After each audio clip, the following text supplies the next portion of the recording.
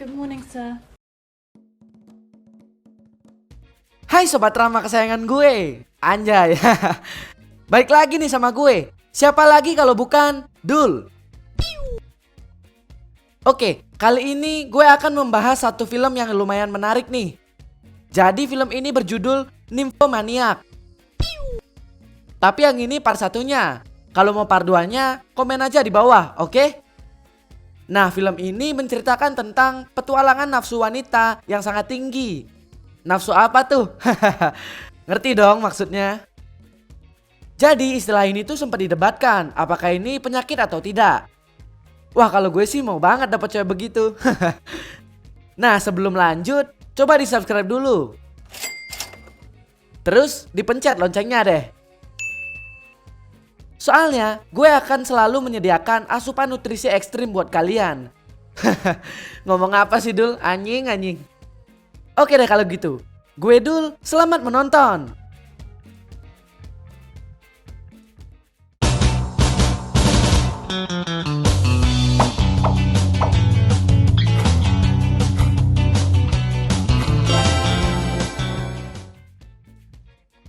Di awal film, kalian akan melihat seorang wanita yang tepar di jalanan. Namanya Jo. Di sana, dia tiba-tiba disamperin sama seorang cowok. Cowok ini namanya Seligman. Nah, karena nggak ada ambulan lewat, jadi Seligman mutusin buat bawa Jo ke rumahnya.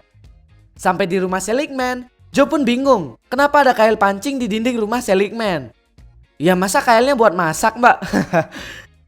Setelah itu, Seligman menjelaskan hobinya. Di sana, Jo pun paham dan sekarang gantian. Seligman yang nanya kenapa dia di jalan tadi tepar. Jo pun menceritakan tentang nymphomaniac yang dia alami. Dia baru sadar pas 2 tahun jika dia punya tameng pertempuran para wanita. Emang sebelumnya tumpul, mbak? Aduh. Nah, setelah itu dia menyimpulkan jika dia mengidap nymphomaniac sejak dia berumur 2 tahun. Dia juga punya teman yang namanya B. B adalah temen nakalnya pas masih kecil. Mereka udah mengobok-ngobok danau sejak usia dini. Kacau banget sih. Bahkan pas Jo udah SMA, Jo bilang kalau dia paling suka pelajaran olahraga. Soalnya bisa gelantungan di tali sambil menggesek tamengnya di tali tersebut.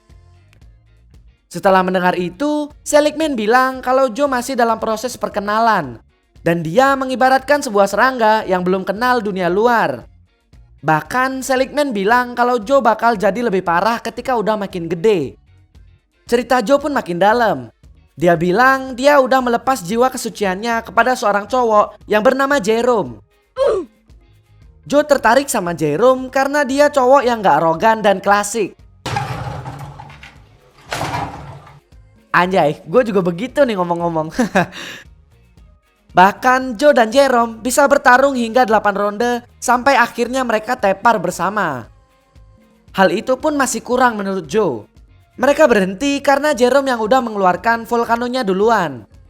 Jerome pun pulang dengan lontongnya yang cenat-cenut. Nah, semenjak kejadian itu, Jo mutusin buat nggak melakukan baku sodok sama siapapun lagi. Dah, ini ciri-ciri nih. Tapi pas Jo lagi naik kereta sama B, dia ditantang buat mencari santapan nutrisi sebanyak-banyaknya di sana. Yang menang dapat coklat dari yang kalah. Anjing, simpel banget dah.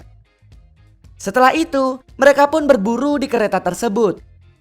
Seligman yang mendengar itu mengibaratkan mereka sebagai kail yang dilempar di sungai. Kelihatannya menarik bagi para ikan, padahal bahaya. Nah, di tengah tantangan B tadi, Jo mulai kesel karena B udah dapet 5 ikan di kereta itu. Sedangkan dia baru dapat 3. Buset, kenceng banget sih B. B pun memberikan keringanan.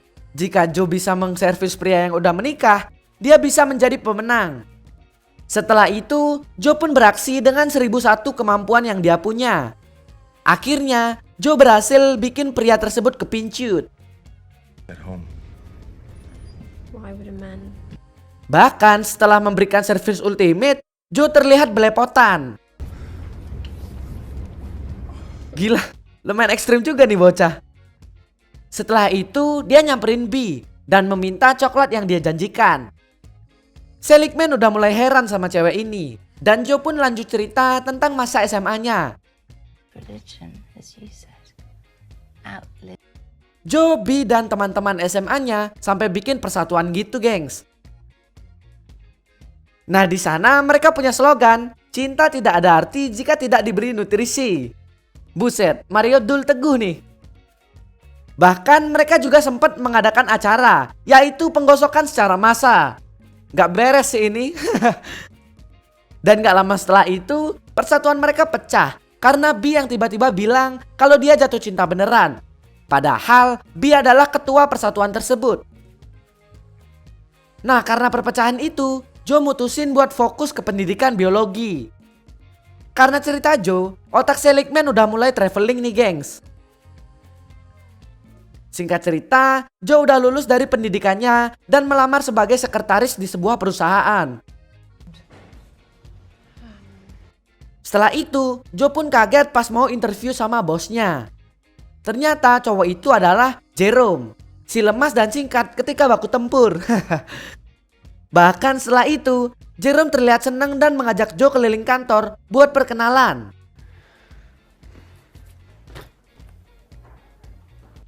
Di satu sisi, sekretaris lama di sana mulai cemburu sama kedekatan mereka berdua.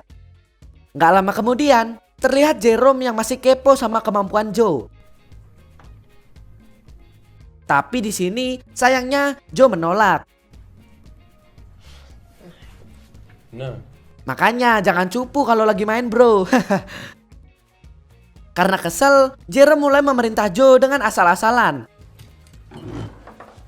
Bahkan sampai hal yang gak penting juga diperintahkan. I cleaned up. You cleaned up. Setelah itu, Joe kepancing dan emosi. Dia pun membalas dendam dengan cara membungkus semua karyawan di sana selain Jerome. Feminine. Nggak lama lagi, scene pun berganti. Terlihat setelah pertengkaran itu, Joe malah jadi jatuh cinta sama Jerome. Joe pun menulis sebuah surat cinta untuk Starla. Untuk Jerome maksudnya. Tapi pas mau jujur ke Jerome tentang perasaannya, ternyata Jerome udah nggak ada di kantornya. Di sana, Jerome cuma gantiin pamannya sebagai bos, bukan bos beneran. Dan di sana, paman Jerome juga bilang kalau Jerome udah menikah sama sekretaris yang cemburu tadi. Raving about it. Karena stres, Joe pun mutusin buat mencari kepingan-kepingan yang sama persis seperti sosok Jerome di kereta. Without expression. Sambil searching, Joe pun memanfaatkan waktunya untuk mencapai nutrisi ultimate di dalam kereta tersebut. Mbak Joe ini sama gue aja deh, dijamin kok. Nah, setelah menceritakan itu, Joe nggak sengaja ngelihat lukisan yang ada tulisan huruf H di sana. Dan itu memancing dia buat cerita lagi tentang masa-masa di mana dia menjadi cewek brutal. Dia bahkan udah menumbangkan berpuluh-puluh pria di masa tersebut. Bahkan Joe udah sempet diteror sama semua cowok yang pernah tumbang sama dia. Di sini Joe pun mencatat nomor pria-pria tersebut dan mutusin buat menghubunginya satu persatu. Di sana dia tampak bercanda dengan semua pria tersebut. Nah, setelah itu ada cowok yang inisialnya H. Joe pun bertanggung jawab karena cowok itu beneran jatuh cinta sama dia. Padahal Joe gak tertarik sama sekali. Tapi pas H nanya ke Joe tentang perasaannya, Joe malah bohong dan bilang kalau dia cinta sama cowok itu. A was to arrive at 7. Di sana Joe malah nyuruh cowok itu buat tetap sama istri dan anaknya ketimbang sama Joe. Setelah cowok itu diusir, gak lama kemudian dia malah balik ke rumah Joe. Cowok itu membawa koper dan semua bajunya ke rumah Joe. Cowok itu juga bilang kalau dia mau cerai sama istrinya dan bakal nikahin Joe. Nah lo, pusing kan lo? Waduh. Dan yang lebih lucunya, gak lama lagi istri cowok itu datang sama anak-anaknya. Gak cuma itu, di tengah situasi yang tidak kondusif itu, datang lagi seorang cowok yang mau ngelamar dia. Hello. Hello? Anehnya, mereka berempat malah duduk dan ngobrol bareng tentang semua itu. Anjay, absurd banget sih ini. Setelah itu, istri cowok tadi marah dan mutusin buat pergi dari sana. Nah, setelah mendengar 3 cerita Joe tadi, Seligman makin heran sama cewek ini. Eits, tapi nggak sampai sana. Masih banyak cerita liar dari Joe. Yang mau part 2-nya, jangan lupa komen ya di bawah. Gue bakal bikin kok, pasti. Oke deh kalau gitu. Gue Dul, pamit dulu ya. Sampai jumpa kembali. Terima kasih telah menonton video ini. Jika kalian ada request film, silahkan tinggalkan di kolom komentar. Jangan lupa untuk subscribe, like, dan share video ini dan nyalakan loncengnya agar kita cepat dapat duit. Salam drama.